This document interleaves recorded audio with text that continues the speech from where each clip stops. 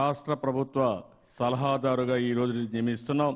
రేపటి నుంచి వారు రాష్ట్రం అంతా తిరిగి ఇంకా వారు అవసరమైతే లైక్ మైండెడ్ పీపుల్ని ఇలాంటి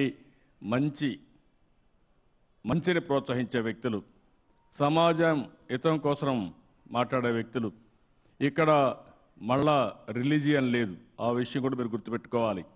నేను ఒకటే ఆలోచిస్తున్నాను, కులము, మతం లేకపోతే ప్రాంతం, ఈ మూటికి అతీతంగా ఈ రాష్ట్ర అభివృద్ధి కావాలి.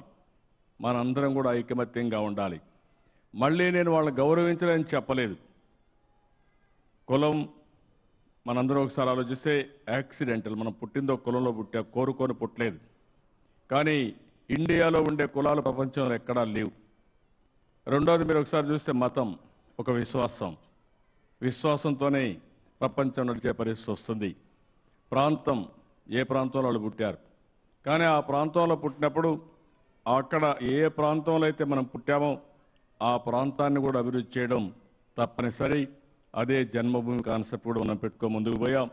ఈ మూటికి అతీతంగా చాగంటి కోటేశ్వరరావు గారు 5 కోట్ల తెలుగు వారిని కార్యోన్ముఖులు చేస్తారు, చైతన్యం తీసుకొస్తారు.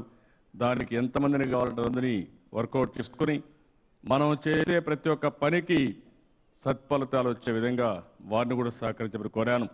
వారు నేను అడిగిన వెంటనే నేను ఒప్పుకోవాలనుకున్నాను. ఎందుకంటే దీనికి ఆయన ముందుకు వస్తారు ఎదుర్కొన్నా కానీ ఆయన ముందుకు వచ్చారు. దానికి వారిని మనస్ఫూర్తిగా అభినందిస్తూ మీరందరూ కూడా దీన్ని పూర్తిగా ఆశీర్వదించాల్సిందిగా, స్వాగతించాల్సిందిగా మిమ్మల్ని అందరినీ కోరుకుంటున్నాను.